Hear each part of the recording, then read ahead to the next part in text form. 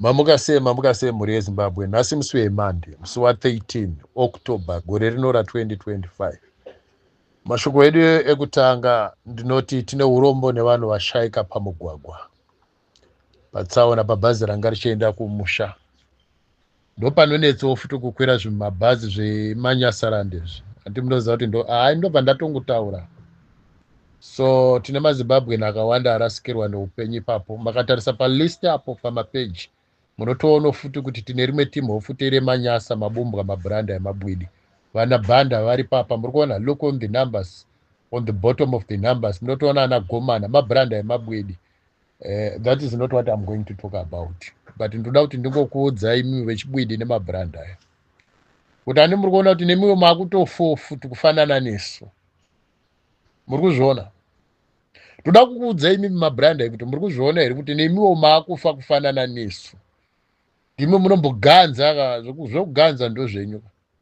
Chita hai you never mind muda kuenda kuZimbabwe kudidi muchikwira mabhazi ezvimwe zvigure muchiti ndiye hama dzenyu muri kupromotana. Zvino manje makunopromoterana muri kugena. And it's a very, very bad thing to hear about it. Handisi kutaura nawe kuti mudzingwe munyika. But ndiri kuti honai mabhazi evamwe venyu aya. Honai mamwe mabhazi etimu renyu reZANU-PF. Nobody operates mabhazi kumusha ukasiri kuita zveZANU-PF. That is why ana KK ana kukurakurirwa vakavhara mabhazi. Vanhu Morning Star vakavharisa mabhazi kwekwe. You name a lot of things. Kwakasara mabranda aya neshamwari dzavo dzavanodyidzana nadzo. Vanotora zvimabhazi izvo zvakaora zvimaskorokoro zvichipiwa long distance East London to Harare nebhazi rakaora just because riri kudhuruma engine. Just because riri kudhuruma engine ndari ndizimba basa here diesel kuzadza diesel ndoko vanogona. Bhazi risina mabreki rakapera zvimaslekad just bhazi rese rinenge richibrika nevhiri 1 robva rowa overload futi. Zvinhu zvinofanirwa kunge zvichitakurwa netruck. Bhazi rakaoverloadwa nevanhu robva ranzi nezvingwendere zvese nemabhasikoro imomo nemametiresi imomo nemafiriji nezadzai nemagabeji emu nemayonaiza imomo nemaporoni neine nemagumbezi futi. Hani mukuzviona manje chingungunde vamwe vacho vanototeksterana mameseji vachitoradzana pamafoni. Musi wa17 iriko, musi wa17 iriko. Yes, ndo nhau yandoda kuti nditaure nezvayo yekutoti vamwe vanga vari mubhazi vaitosenderana mameseji vachitobvunzana kuti hamuna kuzvinzwa here kuti Mundarageza ati munhu wese ngaapinde murodhi musi wa17. That is a good signal. That is a good signal. While we are wishing all those people who got injured along the road accident some quick recoveries, whether you are with our prayers, we're praying for you. It doesn't matter that I pray for you, and we wish you the best medical team to attend your cases so that mupinde munyika yakanaka, mupinde munyika ine uchine mukaka. So concerning the issue ya Geza, zvinhu zvageza zviri kunetsera kuti zvine utsotsi hunenge wa2017.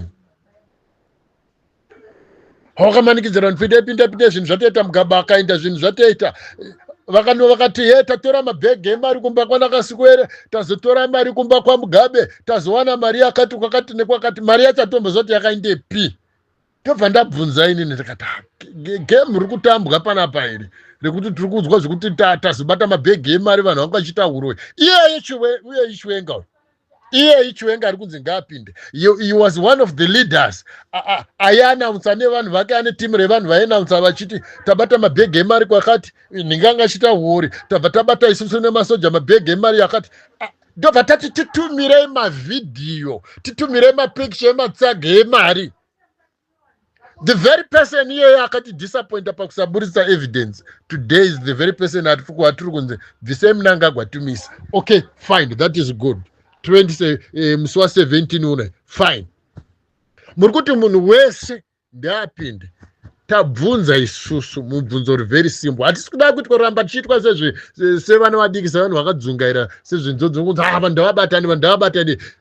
Hatisi kuramba kubatana, tiri kuti kana Mnangagwa apinda pavacant position nyika iri kuenda kutransitional government here kana kuti murida kubva matiisira muchikunda isisi hatisi kuda kutungamirwa nemachikunda isi is not a Zimbabwe. Tadzidza kuti vanhu vekunze makavapa mukana wokutungamirira munyika vanoita utsinye nokuponda nokuluta kuburitsa zvinhu munyika 37 years dzeuyu akaita fraud dzokuti anonzi Mugabe iye achinzi Jorisimi Matibhiri anobva kumusha kwake kumulanje kunikiri kuzambia kunikiri kumalawi then 2017 up to now iri rakudedzera 2013 ndinenge ndichipobumbwa ora tida kukandira video president HH achitaura kuti uyu Mnangagwa avigiswa nikirini helicopter kuna nehama yake wePF Lunga akafonerwa akanzi ndiri kuya kuzotora nikirini ndiri kuzotora helicopter achitotaura iye president HH ndoda kutumira video ipo panapa munzwe HH achitaura nemuromo wake kuti uri hama yangu yekubumbwa uri mubumbwa shoko rokuti bumbwa rinotobuda in that video andichakutumira ipanapa now tiri kutaura ndeyageza tiri kuti Geza ari kuti anofanira kupinda ndiani tiri kuti Chiwenga ndiwe ZANU-PF isusu hatisi kuda munhu anotora mandate it's unconstitutional for somebody to come from Norway ongotaura kuti uyu kana tabvisa uyu ndati vatapinza uyu Mnangagwa akapinda pachigaro zviri unconstitutional mada kutiunzira futi mumwe munhu zviri unconstitutional saka are you trying to tell us that every time tofanira kuita zvinhu zviri unconstitutional zviva zvanzi zvinhu izvozvo zviri law abiding ukowo futi mabrandi aya mabumbwa ana Temba Mliswa ari kuti vanhu imimi makaenda zvinoda police clearance you'll be charged with treason imimi vana Mliswa pamaitumira vanhu makange makanganwa kuti kune constitution zvinhu zvinoda police clearance so we don't have a problem with the people attending it isusu we are willing to participate